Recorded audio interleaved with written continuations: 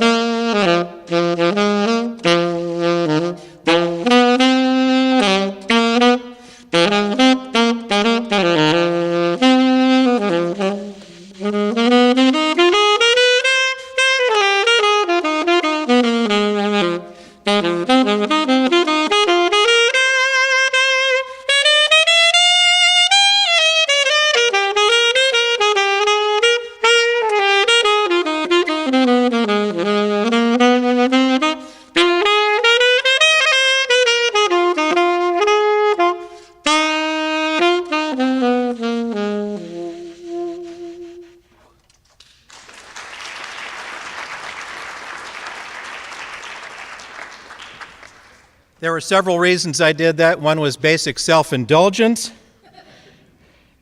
Another is that when I'm on this stage, that's what I'm usually doing. And so I can't miss the opportunity to share with you that November 20 is our next concert. This is the Lakeland Community Jazz Band, a 21-piece jazz orchestra, and we're playing the music of Quincy Jones, which should be great fun. And it's a band that is very good, but has low enough standards that I get to take a lot of solos, so it's not too shabby. Anyhow, another reason that I shared this with you is the need for maintaining life balance in the workplace, and I'm sure that's something that you're already aware of, and if you're not now, you will be later on as your career develops. Been asked to share a little bit of autobiographical stuff in case there's anything in there that you might find to relate to.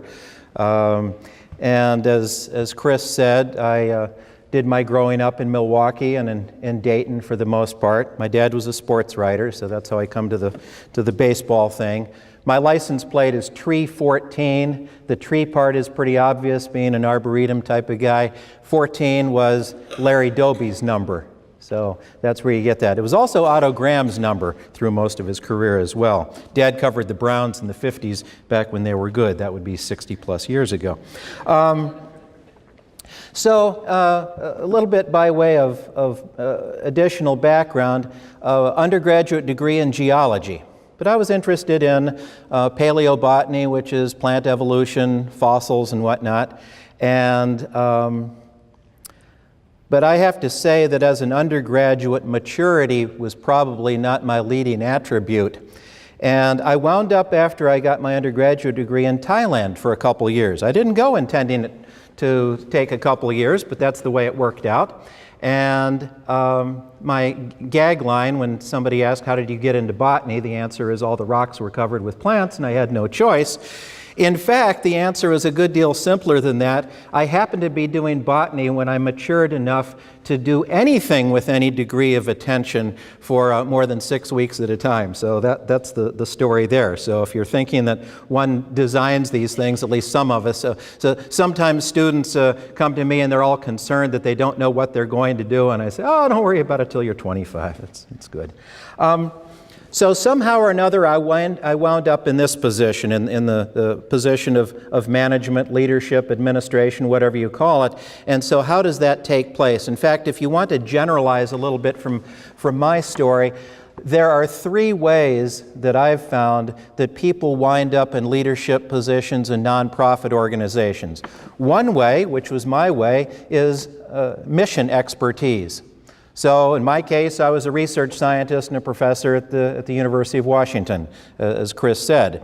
And about halfway through that time, I was on the faculty in the department, the Center for Urban Horticulture, and the fellow who was the head of the center, frankly, got a little bit crosswise with a number of important people you don't want to get crosswise with. And so as a result, I was asked to take on the position on an interim basis. And so I went into that thinking, oh, very nice, I'll do this for about 6 months while they find the successor to this fellow, and then I'll go back to being a very happy researcher and teacher. Well, unfortunately, I appear to have done a moderately decent job of it, because the Dean of Forestry said, why don't you just take on this job and take the interim off the title? And in a little piece of poor judgment on my part, I said yes, which brings to mind an important saying that I ignored, that is something to be mindful of, and that is the saying that never take a job that requires you to buy new clothes.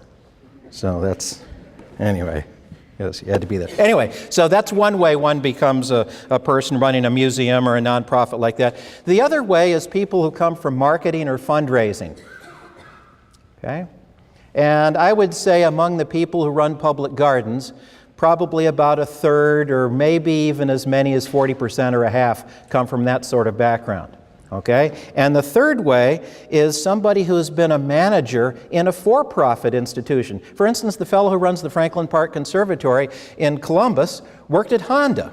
And he got pretty far up in that, and then he decided, you know what, I want to do something more for the good of humanity, and what would I do? And by the way, I'm interested in gardening, so he wound up running the Franklin Park Conservatory. And that's probably in the minority. I'd say 10 to 20% fit that.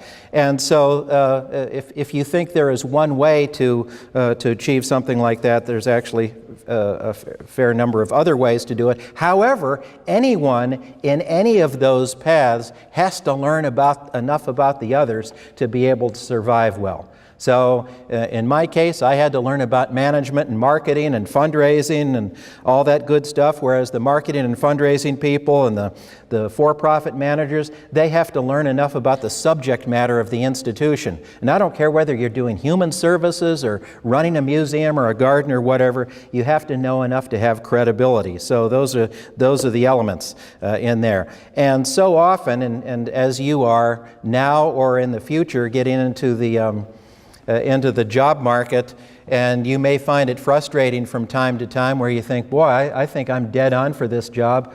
I've got this cold and it doesn't happen. And another time you think, okay, I'm going to throw my hat in the ring and it's a long shot. And it actually comes through. So much of it is fit and timing. That's something I've found out both on the hiring end and also on the getting hired end. So something to keep in mind. And sometimes it's kind of weird, and it's kind of like the strike zone that some umpires call. It's weird and illogical. And let's say if you're applying for a job to, say, being the director, the head of marketing or something like that at an institution, and the fact that you may bear a striking physical resemblance to the person who's had the job before, if that person did a good job, you got a leg up. And if that person did a lousy job, and if you're an older white male, then subconsciously you've got the search committee looking for something that is morphologically exactly the opposite of that, and there's not a darn thing you can do about it. So it's just sort of an interesting thing. So what's the moral of that observation? And that is throw your hat in the ring in a lot of places, because you never know what will happen. One other sort of random thought is that in my experience, and here's where some of I hope your teachers don't get on my case for negating something they've been telling you. I have found that something that is overrated is networking. If you are a proven performer and a thoughtful articulator of your thoughts, that makes up for all the networking in the world. So just thought I'd share that sort of counterintuitive thought as well. So I think it's time to launch into this a little bit with the PowerPoint. Let's make sure I'm pressing the right button here. Okay. I have been fortunate over the years to have some really amazing mentors. And that's an important thing at all stages, to have mentors either physically and in person, as I was able to with Peter Drucker when I was in Southern California. I took his class on managing nonprofit organizations. The last time he taught it, he was 90 years old, and it was an amazing experience. In fact, you see the quote, he passed away a few years ago, what is the bottom line? In talking about nonprofit organizations, he asked, what is the bottom line when there is no bottom line? Because when you're working for a nonprofit organization, the whole point is to make the world better. I know, sounds corny as all get out, but that's the point. That's why you're tax exempt, because you're doing things to make the world better. And so the bottom line isn't the dollars, although it has been said that nonprofit is a legal status, not a business philosophy, so you're not trying to lose money. On the same token, the proof of your worth, the proof of your value is how much good that you do. He also said such memorable things as culture eats strategy for lunch, and that could be a whole lecture in itself. But I would say if you are accumulating a bookshelf of books on management and leadership, start with Peter Drucker is my strong recommendation, and then as you're reading Jim Collins and all the other terrific management writers, you'll see, oh my goodness, they all read Peter Drucker. He's the guy, so. Anyway, as I say, I was lucky to take the course from him. And, this is interesting too, and that is God, here I'm acting like some geezer giving you all advice, but I guess that's partly what I'm here for. Keep the education going, because as you encounter new circumstances and you deal with them, let's put it this way. When I was taking a few classes, including Peter's at the Claremont Graduate University in California, they ran, in the Claremont Graduate University Management School, the Peter Drucker School of Management, they ran many courses in parallel. One course was, or one version was taught in the evenings and weekends for practicing professionals, mid-career people like me at the time.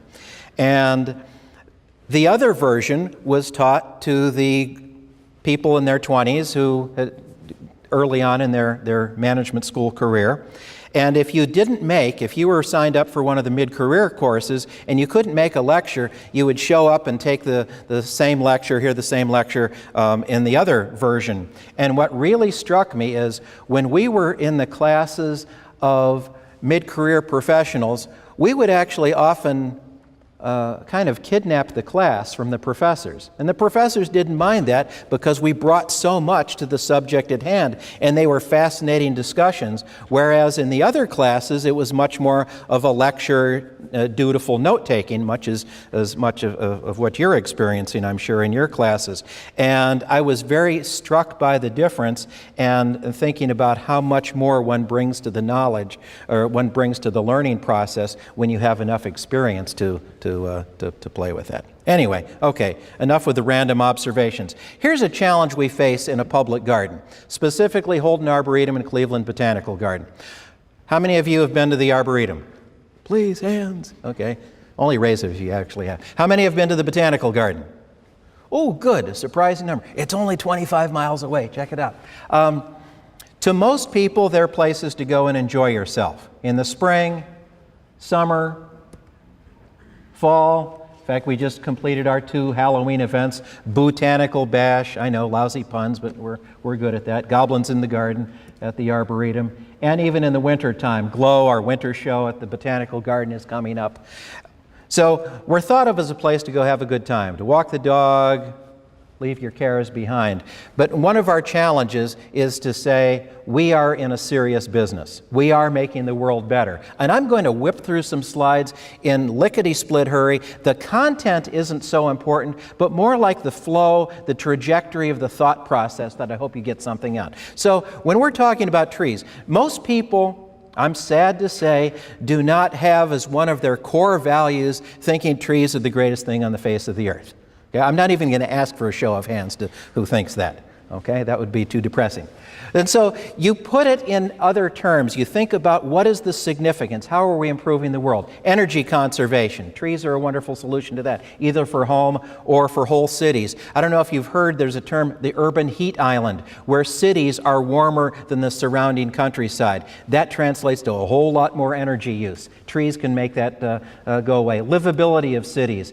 Crime prevention. A well-vegetated area is less susceptible to crime. Thriving retail areas. This is something you'll get a kick out of. One of my former colleagues at the University of Washington did some research looking at comparing well-treed, I bet you've never heard the word tree as an adjective before, well-treed retail areas versus retail areas without trees.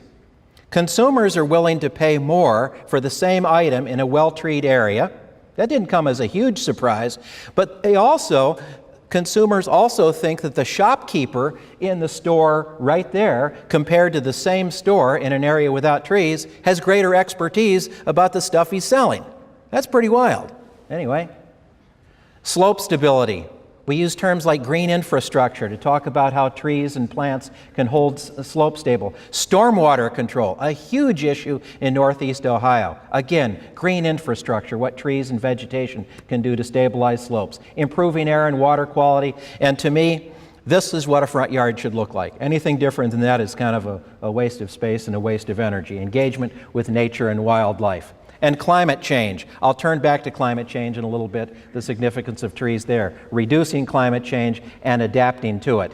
And so, when I came here about 8+ years ago, the Arboretum actually had just created a new master plan for the development of the Arboretum with some new gardens and collections. And I said, this looks pretty, and they're ready to start fundraising. And so, Clem, you show up here and let's start raising some big money. And I asked the question, all right, what is the strategic foundation? Why are we doing this? Well, it's to get more people here. Okay, why are we getting more people here? How are we going to transform the world by getting more people? So that led to an interesting conversation where we said time out to the master plan that had been completed. And there was only minimal grumbling about the couple $100,000 that had cost that we were then going to leave behind. And let's ask ourselves these fundamental questions. And so I'm going to screw around with the chronology a little bit. I'm not showing you our old mission and vision statements, but I'm showing you what we've come up together with the Botanical Garden on. And so you see a mission statement, which is, I have to say, a little bit on the generic side. I mean, I shouldn't downgraded. I wrote it, for heaven's sakes. But advance and inspire deeper understanding of plans to enhance life. Okay, that could relate to a whole bunch of places.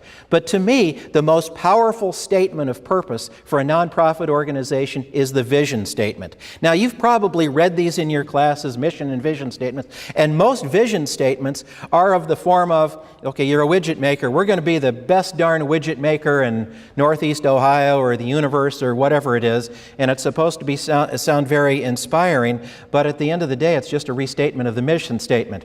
When you're a nonprofit making the world better, to me, an effective vision statement is a vision for the world that you're helping to create. So in our case, vibrant green communities and diverse native forests of the Great Lakes region will flourish and sustain life. Those two phrases at the beginning, vibrant green communities and diverse native forests, everything points to that. And if we have the discipline, everything we do serves that vision and makes that a reality. And I'll just quickly say that there are 4 vision themes, because that's still pretty broad. Which aspect of that will we focus on? Biodiversity, probably heard that.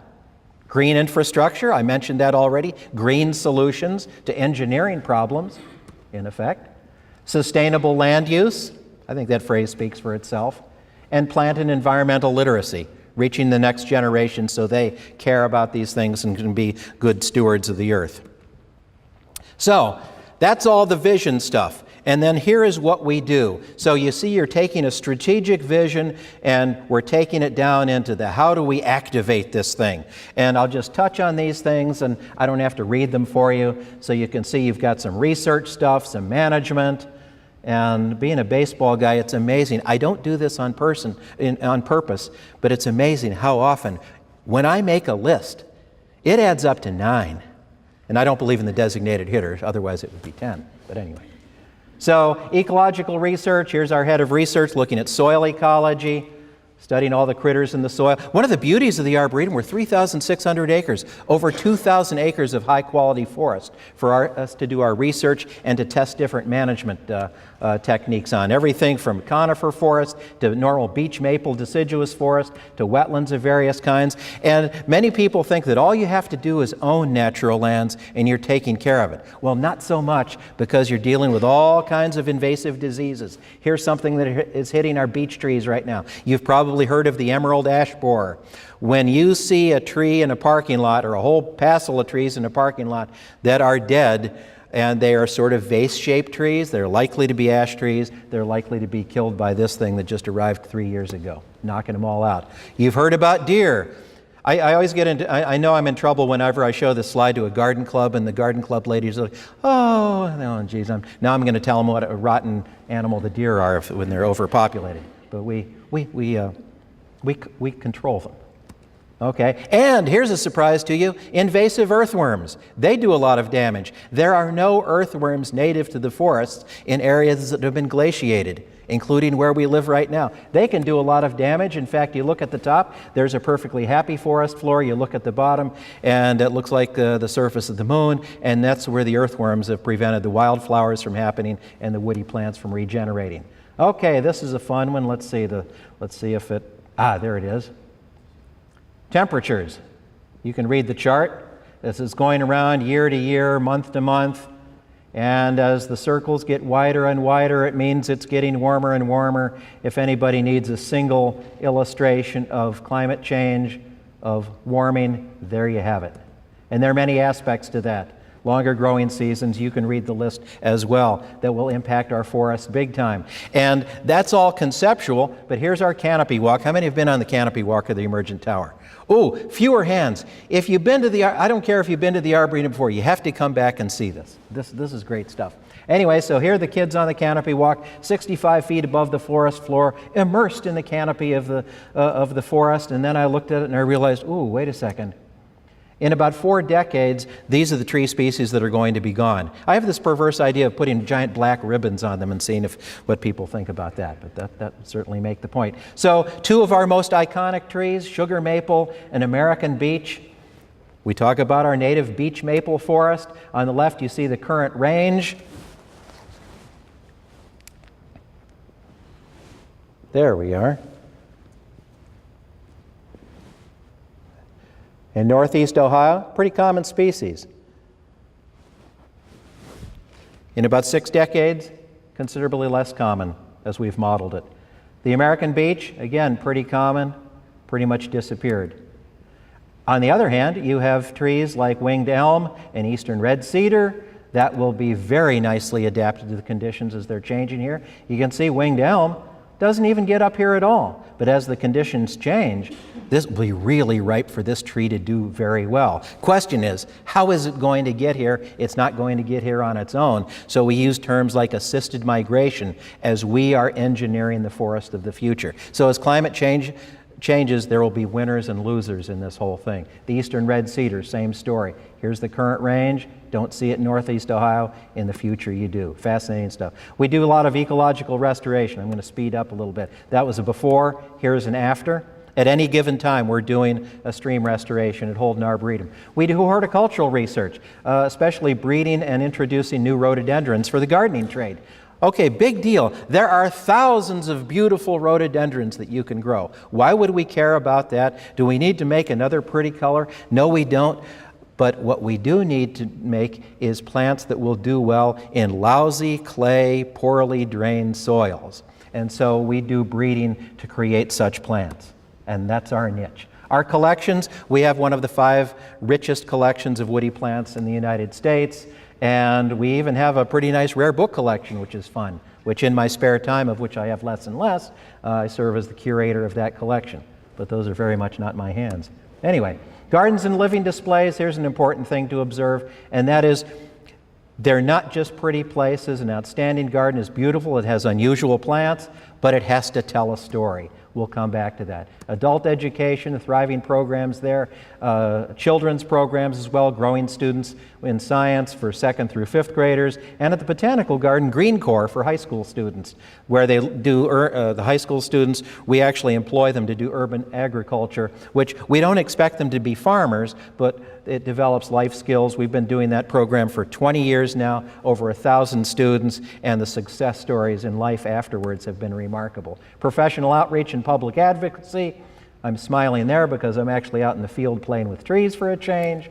And community forestry is an important thing of what we do. The Cleveland Tree Plan, I don't know if you've heard anything about that, but the Cleveland's, well, let me ask you, wild guess, just shout out some numbers. What is the percent canopy cover? If you were to look at an aerial photograph of the Cleveland area and calculate the percent that is covered by tree canopy, what do you think that is? And if you read my op-ed piece on Arbor Day, you're not allowed to say. What? 30%. Okay, a guess of 30%. Do I hear another guess? That's not bad. Say what? 5. You know what? You two have it surrounded. 19%. Pittsburgh, that's lousy. Pittsburgh's percent is 40%. When I give a talk to Rotary and I point out that sounds like a Steelers-Browns score, people don't find that to be a real attractive thing to say. But we need to get that up, and it's not just by planting new trees, but taking care of the trees we have. And here's the cool part. This new Cleveland Tree Plan, to turn that 19% around, the fact that the Arboretum is one of the authors of that is a really neat development, because here we are way out in the boondocks, right, 25 miles away from Cleveland. But for years and years, we've been in a position of waving our hands around saying, you're talking about trees, don't forget about us. We have something to bring to the table. And now, here we are bringing it to the table. Engaging guests is an important part of what we do. Here's an example. You get people in, you have fun, but you also tell stories. So this fox is made out of Legos. Really cool stuff. So that's what people come to see. They come to see the Legos, but you hit them with an ecology story, all right? In fact, the name of this exhibit that we did 2 years ago at the Botanical Garden was Nature Connects. Get it? Nature connects, Legos connect, but also talking about ecological connections. Fun stuff. So this is where we come into talking about what we've done at the Arboretum over the past 6 years. And I mentioned that I said, time out to the master plan. Let's do our strategic plan. We did that. Then we started from scratch again on the master plan. And we created what we called, again, I'm sorry, another pun, this is my fault, the New Leaf Master Plan for the core 250 acres of the Arboretum. And a whole lot of elements. It's about $50 million worth of stuff. We've done $9 million of that so far. And here's, but here is, okay, we are a museum. Not in the sense of a boring, dusty place. That's a lousy way to think of a museum. But a collections-based place. I talked about the trees, the books, and everything else. But this is how we make it come to life. We created the Holden Arboretum Storybook. Oops, hit the right button here. And the storybook has about 80-ish stories, themes, messages, and here's some examples of those. Okay? And these are the things that we want people to glean out of their visit to the Arboretum and the Botanical Garden. And in the back of this book is what I call the Mother Matrix. You have to say it in a lower, James Earl Jones ought to say that phrase. The Mother Matrix, where on this axis you have the stories, on this axis you have the present and potential gardens. So just like an art museum, when we put a new garden together or renovate an existing garden, it is to tell a story, just like in an art gallery. So here are the projects we've done so far. First, we fixed our irrigation, new source. We renovated the library. It was pretty dingy and crummy. And now it gets exciting where we created this tree alley, which is this is the only straight line in the Arboretum, including much of the architecture.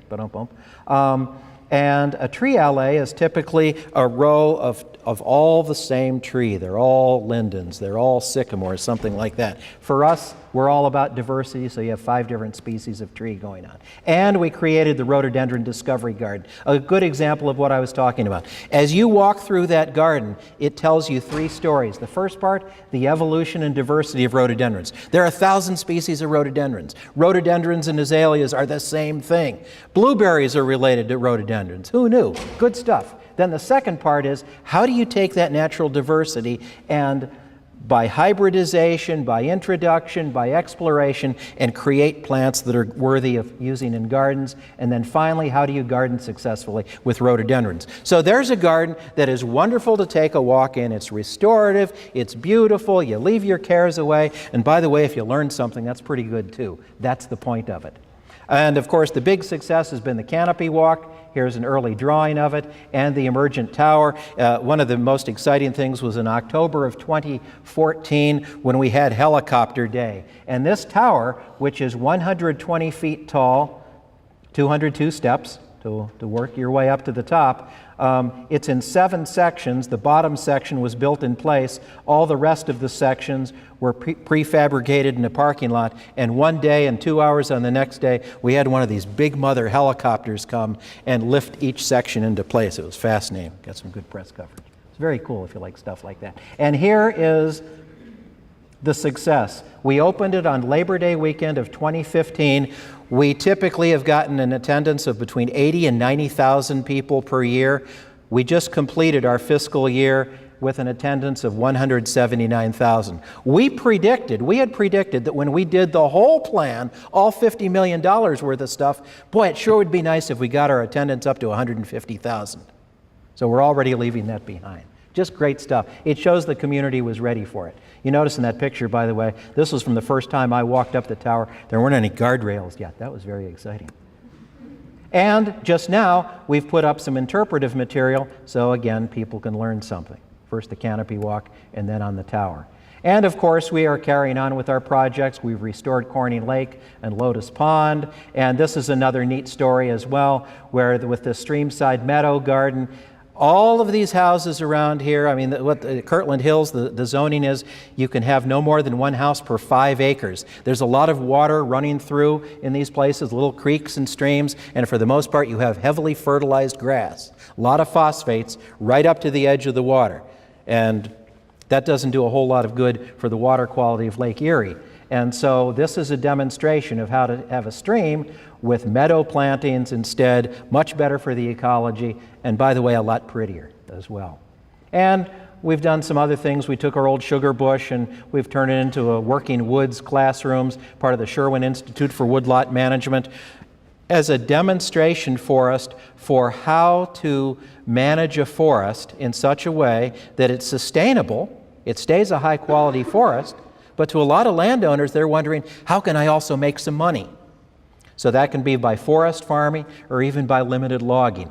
because there's a whole lot of clear-cutting going on that is actually financially not sensible and ecologically is certainly not sensible. So this is having an impact there. So as Chris mentioned, we've come together with the Botanical Garden a little bit ago, and the quick story is we've integrated our staff. Oh, I didn't know that we had the fancy little thing. We've combined our board of directors. We have a wonderful volunteer program. Donors are absolutely essential to our success. And that's the superficial part. That's the part, we could have a whole nother lecture on this, but I'm going to hit a couple of high points. Ooh, I'm doing okay. Hit a couple high points of this. We call it integration. And if you're ever involved in a merger or an acquisition, and I like to say that I have learned a lot from this experience, and the next time I won't make some of the mistakes we made the first time. And point number 2 is, for me, there's not going to be a next time. This is hard work. And so when you're thinking about putting a couple of companies together, whether in the for-profit or the nonprofit world, as I say, I'm just going to touch on these quickly. Due diligence before signing on the dotted line. And we did that. I'm very proud of that. We studied the organizations very thoroughly to make sure that financially it would work in the long run. Of course, when we did that due diligence, I thought, man, we did an A+ job. And then inevitably the surprises would pop up and I'd say, well, we did an A job. Then it was A-, and then it was B+, and we've about settled on a B, which isn't too shabby. The second part, shared understanding. When you bring two organizations together, it is a real challenge to make sure that everybody really has a clear knowledge of the financial situation, expectations for what the merge or the combination is going to look like. And the reason I mentioned philanthropy, that's fundraising, that's an important part of the story as well, because as you come together, if people have a certain set of expectations, such as financially everything is fine and we won't have to do any budget cutting. If somebody, like in our case, thought that was the situation, then they were tremendously surprised when Big Bad Clem came in and said, oh my goodness, we need to, cut 5% of the budget here. Okay? And so making sure that the expectations are in line with reality, which is a challenge because when you have bad news to share, and I'm lousy at sharing bad news, frankly, it's better to do it straightforwardly, but it's a lot easier in a for-profit organization because when you're in a nonprofit, you want to be real careful not to irritate your donors who are so important to your financial bottom line. So that has been one of our big challenges. Trust, behavior, and stress. You bring two sets of staff together. It's interesting that I quoted Peter Drucker earlier saying culture eats strategy for lunch, that an organization has not only its spoken values and its spoken written procedures, but it also has a lot of unwritten stuff. And it's the unwritten stuff that often meets head on and makes life challenging. We are 2+ years into it and we're still working on that. And I gain solace in the fact that anytime you read case studies or syntheses talking about mergers and acquisitions, that 5 to 7 years before you get really solid success at the end. Which if you've read Jim Collins' great book, From Good to Great, it's about the same kind of timetable. So patience is important. True oneness. You bring a couple organizations together to really be thinking as one is a challenge, but that's something I think we are overcoming very well. In fact, when we brought the two boards of directors together in one of my, how shall I say, moments of revelation, let's call it that way, is we were doing a strategic planning retreat.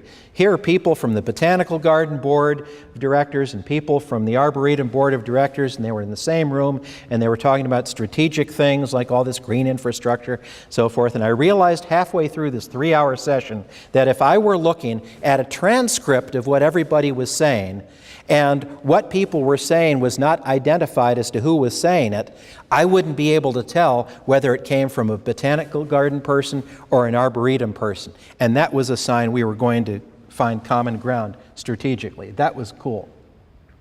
Strategic planning and integrated action, we're talking about that. Again, a work in progress. Integrating staff organization, the tempo and mode.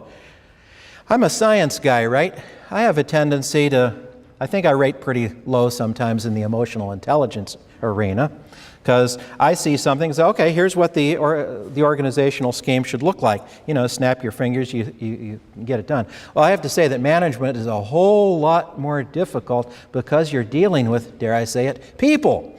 And I have to remind myself of that every once in a while. So I leaped into something more rapidly than I should have, got everybody ticked off at me. But the good news is everybody got ticked off at me equally. So it was a good thing. It was a unifying thing where I was the common enemy for a couple of months, and that was nice. And so the tempo and mode, being very conscious of where people's heads are and how fast you can push something to make it. Governance, power, engagement, and trust, bringing two boards together that used to fully run an organization and saying, you are now cooperative. That, easy to say, tough to do. Our master brand, we've just done that. That was a surprisingly easy thing. And by the way, it was a whole lot easier to do it just now than it would have been a year ago or 2 years ago, which comes back to that tempo and mode question. What's the right timing to do something? There's boring stuff, systems, infrastructure, communications, IT, all that jazz, and collaborative leadership. We had a heck of a challenge, and it's a good thing that Natalie Ronayne, who ran the Botanical Garden for many, many years, and was running it when we came together, and here I was, having run the Arboretum for a while. Since we were the acquirer, I lost the coin toss and got to run the whole thing. Well, Natalie remained on the staff in a very valued role, and that's the kind of thing that usually crashes and burns when you have the two CEOs of companies coming together and they have different roles. And it was a real test of our collaboration and our friendship, and we passed it with flying colors. So of all the things on this, that's something I can look at with a great deal of pride, but it's not something to take for granted. Often when you see an acquisition or a merger taking place, there are great intentions for that to happen. Well, we made it happen, which is pretty terrific. And with all of the effort we put into these things, we have to remind ourselves, some weeks are just brutal. We have to remind ourselves, this is why we're doing it. Holden Forest and Gardens, and these are the people we're serving, the future generations. And that reminds us, okay, we're doing good work here, and we can get through all of this and make this thing work, which we are doing. So, that comes to the close of the PowerPoint. Let's show a nice little video.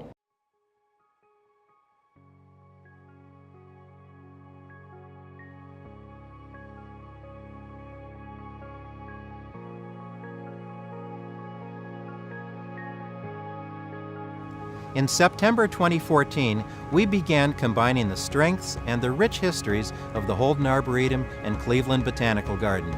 Now we are proud to share the new name for our truly combined organization, Holden Forest and Gardens. A name that portends a bright future for our organization and, more importantly, for the plants and people of Northeast Ohio, the Great Lakes region, and beyond. Our new name also encompasses the breadth of what we do and where we do it, from horticulture and gardening to ecology and conservation, from dense urban cores to native forests.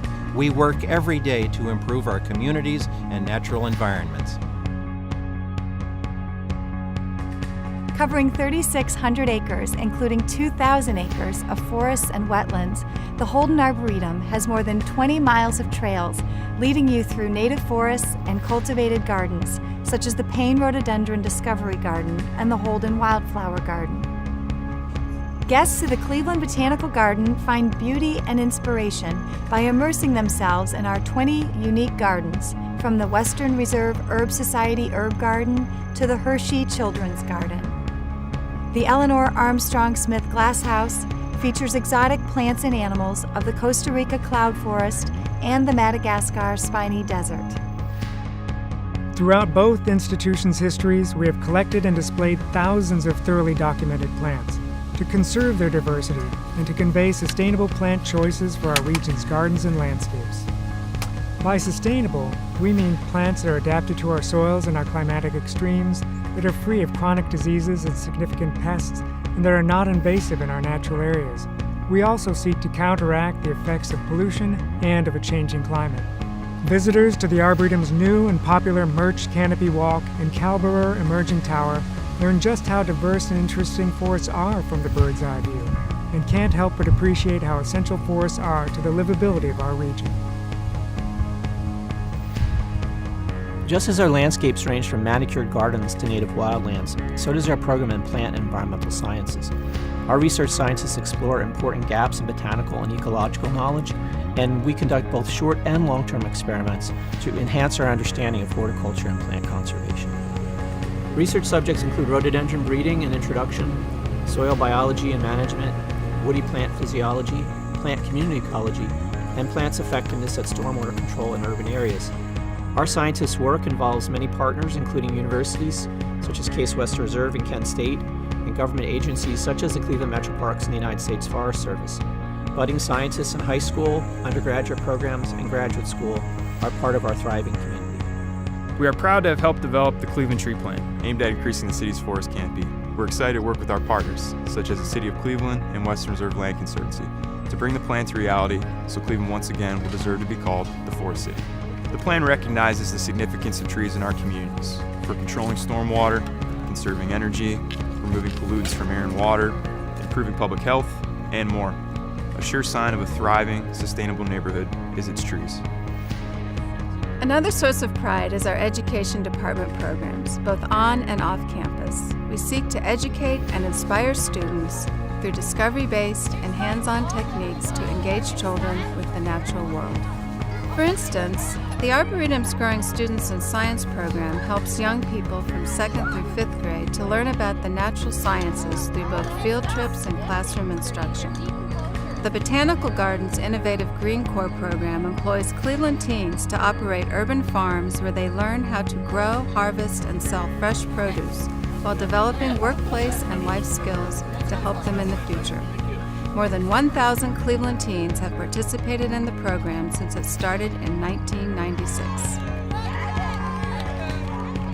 The Northeast Ohio community has enthusiastically endorsed this integration as evidenced by a record number of members and visitors. We are attracting nearly 400,000 visitors annually to our new campuses and have over 20,000 members, both numbers an increase of over 25% in the last 2 years. We are also increasingly sought out to contribute our expertise and hard work to help make our communities greener throughout our region. By coming together, we hope to advance and inspire a deeper understanding of plants to enhance life where we live, work, and play.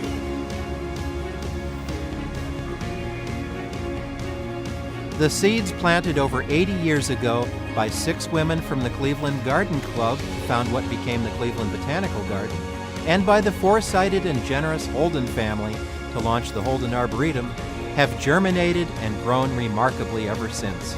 We are honored to carry on those legacies. We have a bold vision for what Holden Forests and Gardens can accomplish, in partnership with the wonderful people, communities, and organizations that share our values.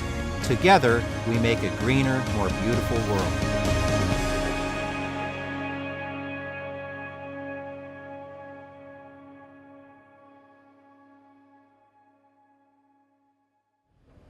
This came out just on Wednesday, and I've seen it probably 50 times, and it still gets me pumped up. So a little bit of take home, and then we'll open the floor for questions. Working for a nonprofit organization is extremely gratifying. If you want to pursue that as a career, I am all in favor of that, would recommend it highly.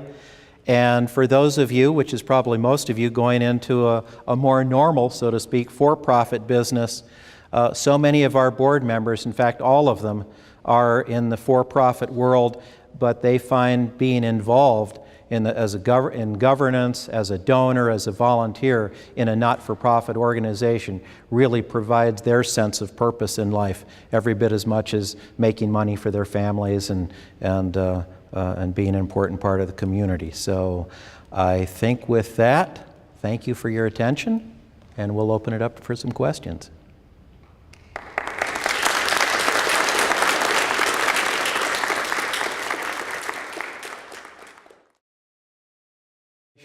I'll have to say, in my experience, which also includes some for-profit organizations, that's true there too. But you know, I think you're onto something, because when someone is a true believer, which is what you want, whether you're working for the Cleveland Food Bank or whatever,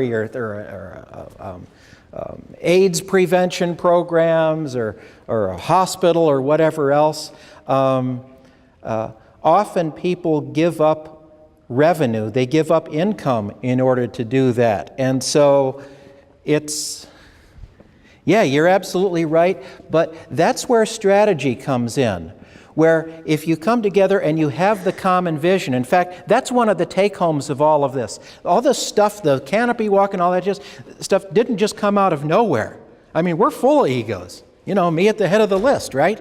But once you have that vision and you've gone through the process of reaching that together, then you're executing the vision, and it's something that's out there that is, it takes away a lot. I'm explaining it really badly, but it takes away a lot of that interpersonal foolishness that can get in the way. Doesn't eliminate it, takes away a lot of it. Good question.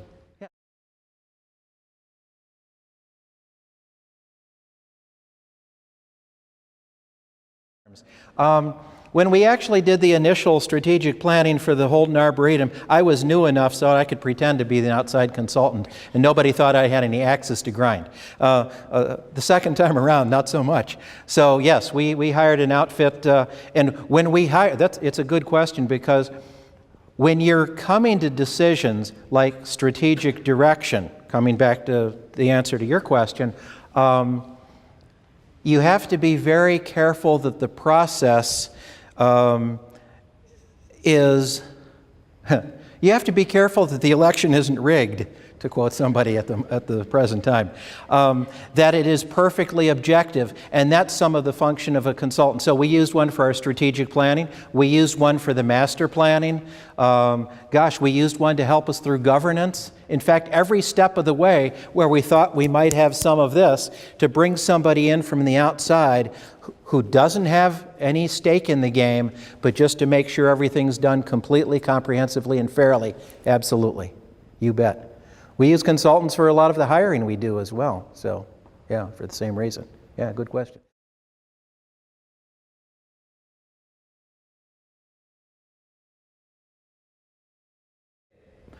That's a really, and I presume you all heard the question about the Holdens who created it. This is kind of a bizarre story in that Albert Fairchild Holden, on his deathbed, left the money for the creation of what became the Holden Arboretum.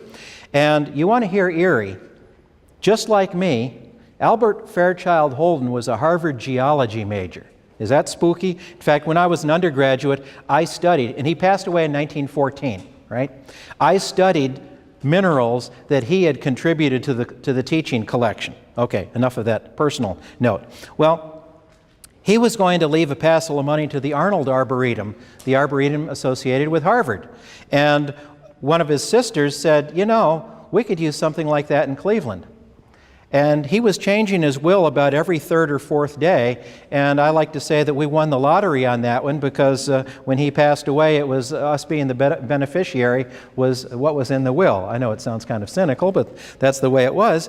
And however, he left the money in trust for his two daughters. So as long as they were alive, they benefited from this amount of money, which is now $80 million. And it wasn't until the 1980s, the early 1980s, that they both passed away. Now, they were very supportive of the creation of the Arboretum, which didn't happen until 1931, right? In fact, they would come to board meetings and say, we regret to report that we both appear to still be in good health, because the money wasn't coming to the Arboretum yet. So as far as the vision for the Arboretum, it was very imprecise. In fact, Lakeview Cemetery, okay, that was thought of as the site for the Arboretum for a number of years before it was decided to bring it out here. We've got 3,600 acres. If you draw a map of it, it looks like a gerrymandered legislative district. I think about 100 different land transactions took place to make it. So it didn't just appear, boom, all together. So the vision evolved. And I like to think it's far greater than was ever envisioned. It's certainly greater than that to which he was going to leave the money in the first place. So, long-winded answer to a good question.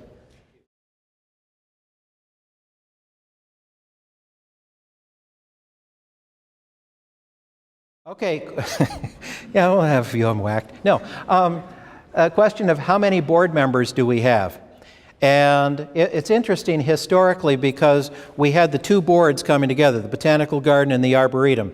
And the Botanical Garden was sort of in the low 30s and the Arboretum was at the high 30s. The Arboretum was in the low 20s. Oh my goodness, we could go into another hour's worth on that. And as we brought it together, right now our board is, I'm going to say 38, which is about as many as you want. The real key is, and there's argument, what's the ideal size for a board? And I suppose the conventional wisdom is 20-ish. Because a governing board takes a lot of care and feeding, and to make sure that everyone is well engaged. Because if you have a board of 100 people, but 80 of them can hardly find their way to the place, maybe they write you a check for $100 or $1,000 rather every year, you haven't accomplished anything. So 38 as we are right now, that's about as big as you would want, but there are places with boards that number 100. But if you see a board like that, then it's the executive committee that wields most of the power, and you have a bunch of board members who aren't so well engaged.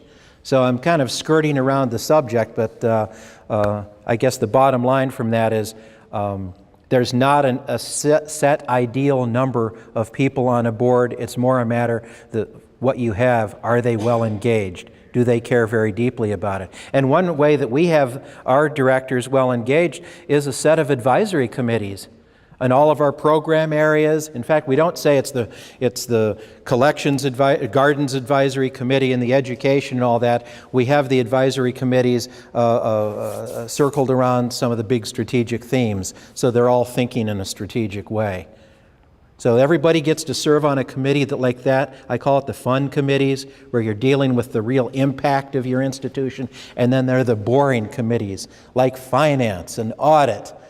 And fundraising. Fundraising's kind of fun. It's in the middle there somewhere. So engagement is the key to a good board. And we have it. Great folks.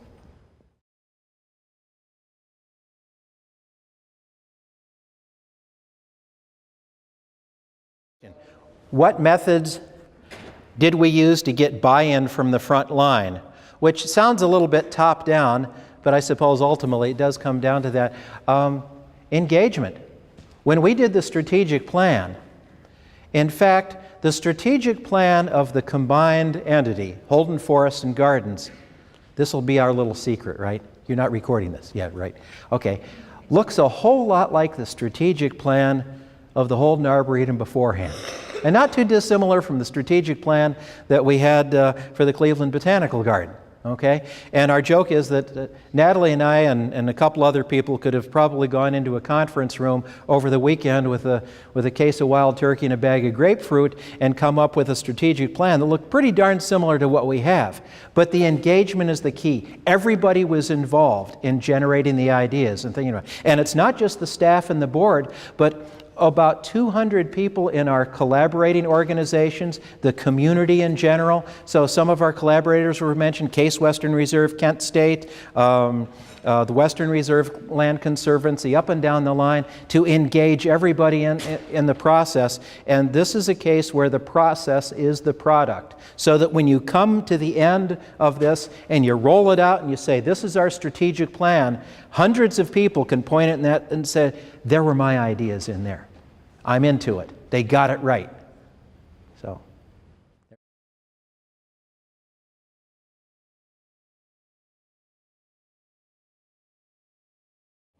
Yeah, and deer are, just to clarify, deer are not invasive. They are native. Invasives is something exotic, but I know what you're saying. It's we managed to get rid of the top predators, and so the deer populations are much higher than they would be otherwise, which is why their ecological impact is so high. And what we've been doing up until 2 years ago is culling. is our nice word for it. In our core areas, we had some staff who are experienced hunters, and they would harvest about 40 per year, and then we would have volunteer hunters out in the forest, usually harvested about 40 a year also. But, you know, we're not ultra crazy about that at the end of the day, and so one of our developments that I didn't mention in the slideshow is we built a deer fence around the core 230 acres. Cost us about $750,000. That's one long fence, but it's much better for tree health, and that's an area where we don't have to control them anymore, and it works very well. So next time you visit the Arboretum and you drive across a little road grading and notice a fence coming off to the side, that's what that accomplishes. But at the end of the day, culling by hunting is the way to go. Yeah. C'est la vie. Can't do that with the earthworms, though. They're too wily for that. All right, I think that's bringing us to a close. Thank you very much for the opportunity to share what must have appeared to be a fair number of random thoughts. Thank you.